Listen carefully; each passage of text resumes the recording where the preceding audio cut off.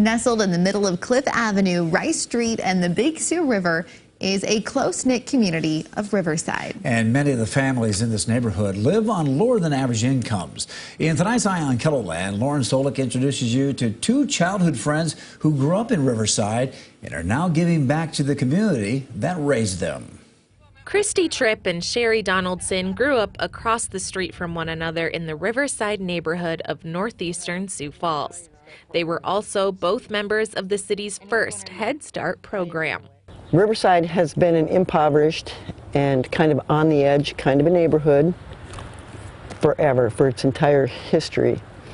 And due to that, in 1968, when there was a pilot program for Head Start, they chose Laura B. Anderson School to be the site of the pilot program. Life took them down separate paths, but recently the childhood friends reconnected because of a new program helping today's children growing up in Riverside. So I walked into the door scared, didn't know anybody and didn't know what to expect, but the first person I seen when I walked in the door was Sherry with her big smile and her surprised eyes, and it was really a really warm welcome. It was a nice greeting. Made me feel welcome. Tripp and Donaldson have KidLink to thank for bringing them back together. Every Tuesday night, the KidLink program offers activities for the neighborhood children. Free meals and snacks are also available for families to take home. Currently have, sometimes 20 to 30 volunteers. That come and help each week, which is great. We're not going to turn anybody away. And we currently serve at least about 150 meals a week. When we first started, it was like 50. Their reason for helping?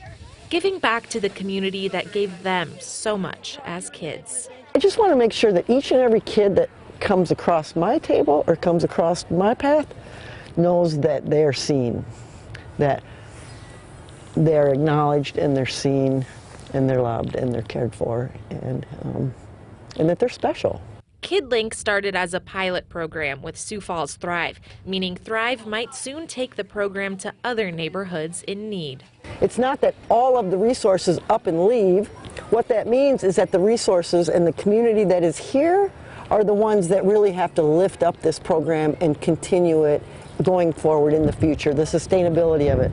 That means they could use so much more help to continue serving the Riverside neighborhood. Bring your ideas, bring your best self for an hour a week. Come on out here and really see what's going on, because once you see what's going on, your next question is going to be, how can I help? And what can I do to get involved in this? It's really that interesting and powerful of an energy. And they have big goals for reaching even more children. We need a van, we need a bus to get these kids down here, especially in the summertime. There's so much going on and there's so much space, and we have the resources to serve more kids, especially in the summertime. So let's get some transportation down here to get those kids here so that we can serve them and help them. For Tripp and Donaldson, this program isn't about charity, it's community. We want that concept of community and community building to be shared with everybody like Sherry and I, who came from a really wonderful community. Perfect? No. Impoverished? Yes, somewhat. But you know what? We didn't feel like we were receiving charity, but we darn sure know that we had a community around us that cared for us, that looked after us, that helped us get the resources and access to the resources that we needed to make a path in our lives. She's been a wonderful asset to the KidLink program, yeah. So I'm glad she walked through those doors. And so am I. And I'll keep coming back. With Eye on Keloland, I'm Lauren Solik.